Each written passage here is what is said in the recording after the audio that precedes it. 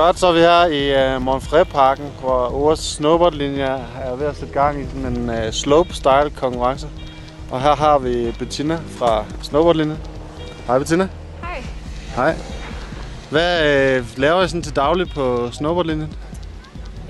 Når vi er nede i Frankrig, så står vi på snowboard. Og det er lidt forskelligt, hvad vi lægger vægt på. Nogle dage har vi sådan svingeundervisning, eller hvad man siger, hvor vi laver nedaflastningssving og opaflastningssving. Og så er der også mange dage, vi har i parken, hvor vi lærer at køre på bokse og rails og kickers. Og har en masse fede konkurrencer. Ja, hvad synes du er fedest? Jeg kan bedst lide at køre i parken. Ja. Mest på bokse og rails. Okay, fint. Tak for det.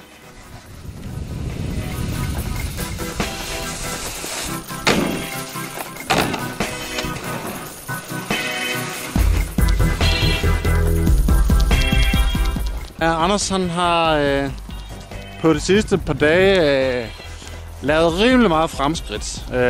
Hvad er det, Anders? Kan du fortælle nogle af de tricks, som du har lavet her i løbet af de sidste dage? Jeg har lavet 360.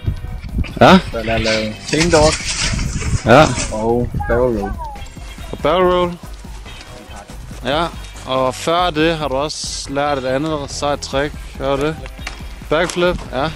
Hvad er så dit næste mål? Det er rodeo. Ja. Det er super.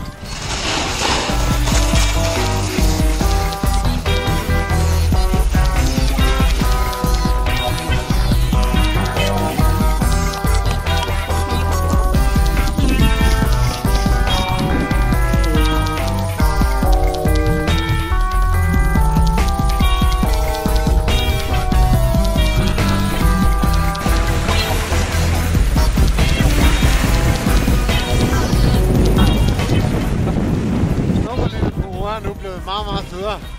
Nu laver vi også sportssport, når vi er hjemme på Ore i Danmark. Og det er kitesurfing, det handler om.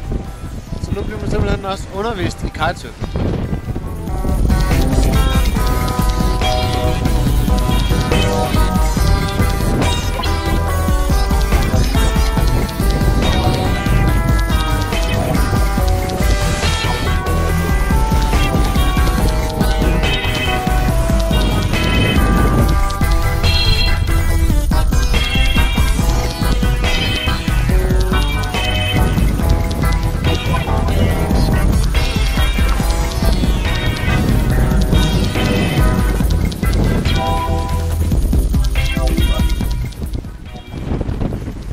Kitesurfing er en forholdsvis ny sport, som kan dyrkes hele året rundt i Danmark og ved alle landets kyster.